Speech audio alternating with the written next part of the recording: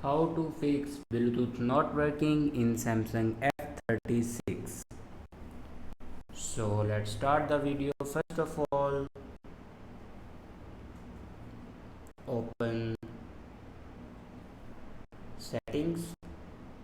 In settings, scroll down and click on connections. Now here you can turn on or off your Bluetooth.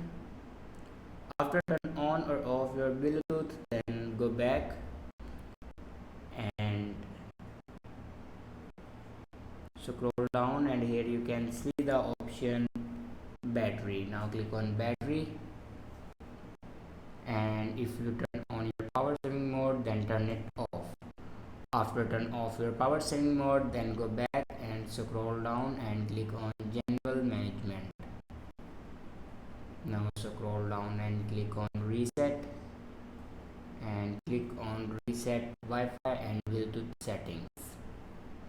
Now click on reset settings. After reset your Wi-Fi and Bluetooth settings, then go back to your home screen and restart your device. For restart your device, press and hold power button and then click on restart. After doing these steps, your problem will be fixed. I hope this video is helpful for you. Thanks for watching.